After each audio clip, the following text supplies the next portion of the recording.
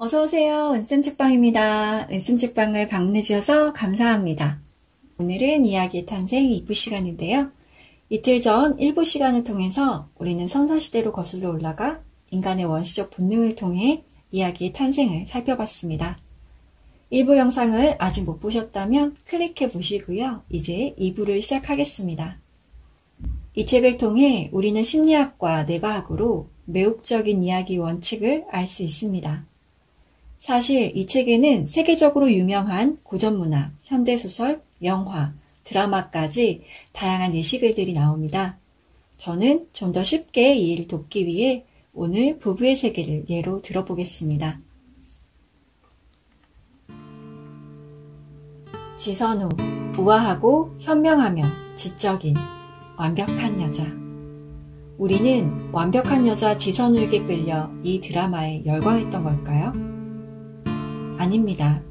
그 완벽함 뒤에 공존하는 굉장히 모순적이고 외로운 그녀의 모습에, 그 결함에 끌렸던 겁니다. 가정사랑병원의 부원장이란 직함 안엔 그녀의 애처로운 상처가 있었습니다. 17살에 부모님을 동시에 잃고 홀로 빈소를 지켜야 했던 슬픔, 고통, 아픔.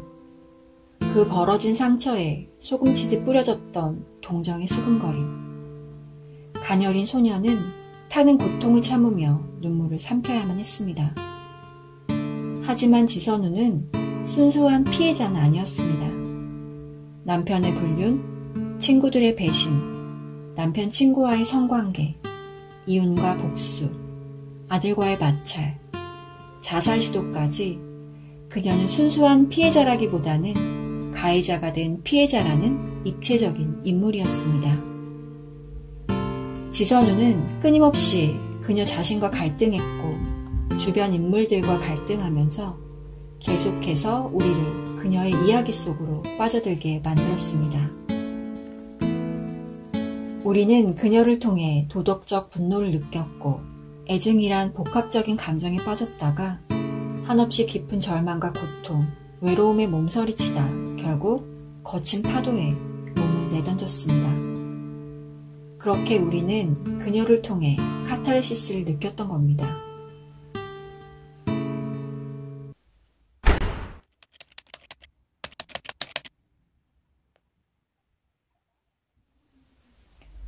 가축화된 뇌는 무엇보다도 사람들의 인간관계에 관심이 많고 끊임없이 사람들에게 호기심을 갖습니다. 그들이 무슨 생각을 할까? 무슨 일을 모의할까? 누구를 사랑할까? 누구를 미워할까? 그들에게는 어떤 비밀이 있을까? 그들에게는 무엇이 중요할까? 왜 중요할까? 그들은 동지일까? 위협적인 인물일까? 이 인물은 대체 어떤 사람일까? 어쩌다 그런 사람이 됐을까? 매혹적인 이야기 속에는 이렇게 끊임없이 호기심을 자극하는 매력적인 인물들이 살아 있습니다. 그리고 우리는 그 인물의 불완전함에 빠져듭니다. 그도 나와 같은 불완전한 인간이라는 사실에 진실한 위안을 얻습니다. 그렇게 그 인물의 갈등과 치유 과정을 지켜보면서 마음과 마음을 연결합니다. 이게 이야기의 마법입니다. 우리는 이야기를 통해 카타르시스를 느끼고 위안과 희망을 선물 받습니다. 그래서 좋은 이야기는 인간 조건을 탐구합니다.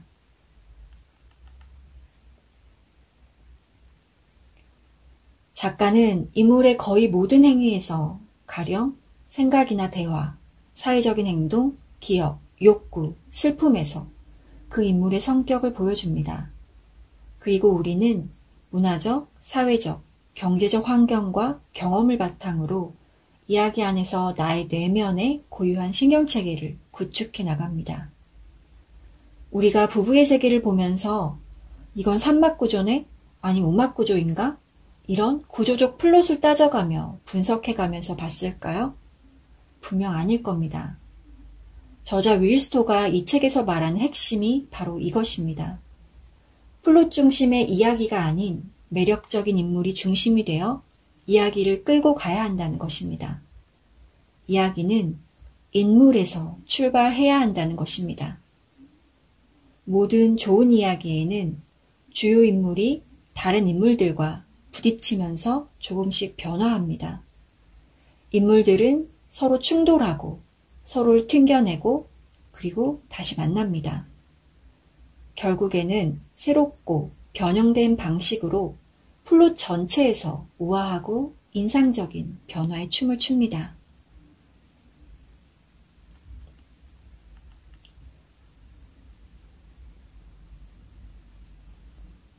인물이 쓰는 단어는 진실하게 들리면서도 의미를 가득 담고 있어야 합니다. 그래야 독자의 뇌에서 인물에 관한 모형이 형성되도록 풍부한 자료를 제공할 수 있습니다. 대사에 심오한 진실이 가득 담겨 있어야 독자나 관객이 대사에서 진실을 깊이 흡수하고 고도로 사회적인 뇌를 작동시켜 인물의 마음 모형을 신속히 구현할 수 있습니다. 스토리텔링의 모든 원칙은 대화의 기술로 통합됩니다. 대화는 변화무쌍해야 하고 무언가를 원해야 하며 인물의 개성과 관점을 풍부하게 담아야 하고 의식과 잠재의식 두 차원 모두에서 작동해야 합니다. 대화는 우리가 인물에 관해 알아야 할 모든 정보에 대한 단서를 제공할 수 있어야 합니다. 인물이 누구이고 무엇을 원하고 어디로 가고 어디에 있었는지, 인물의 사회적 배경, 개성, 가치관, 지위에 대한 감각, 진정한 자아와 겉으로 드러난 거짓 사이의 긴장, 다른 인물들과의 관계, 서사를 전개시키는 은밀한 고뇌를 알려줘야 합니다.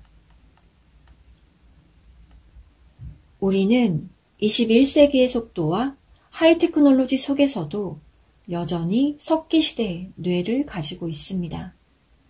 그래서 원시적인 정서 반응이 우리의 신경망에 남아 있습니다. 우리가 좋은 책이나 영화를 즐기는 이유는 책이나 영화에서 이런 원시적인 사회 정서를 자극하고 이용하기 때문입니다. 영웅은 우리의 도덕적 분노를 충족시켜주며 도덕적 분노는 스토리텔링의 원시적인 혈액과도 같습니다. 가장 성공적인 이야기에서는 초반에 도덕적 분노를 자극합니다. 뇌 스캔 연구에서 이기적인 사람이 벌을 받을 거라고 기대하기만 해도 우리는 쾌락을 느끼는 것으로 나타났다고 합니다. 모든 선이 우리 편이고 모든 악이 저들 편입니다. 우리는 이야기 속 인물을 통해 우리 자신을 도덕적 영웅으로 만들고 남들을 평면적 악당으로 만드는 이야기에 카타르시스를 느낍니다. 우리가 이야기에 빠져든 순간 뇌를 스캔하면 자아감각과 연관된 영역이 억제되는 것으로 나타난다고 합니다. 아찔한 이야기를 따라 우리의 의식과 몸은 그 사건을 경험하게 됩니다. 심박동이 빨라지고 혈관이 팽창하고 코르티솔과 옥시토신 같은 신경화학 물질이 활성화되어 감정의 변화를 겪습니다. 심리학에서는 이런 상태를 도취라고 말합니다. 놀라운 사실은 다양한 연구에서 도취의 순간에 우리의 신념과 태도와 의도가 이야기의 도덕관에 따라 달라지고 이런 변형이 고착화될 수 있다는 것으로 나타났다고 합니다. 도취는 사람들을 변화시키고 나아가 세상을 변화시키기도 합니다. 이것이 바로 이야기의 힘입니다. 그리고 작가들은 인간의식의 복제본을 창조합니다.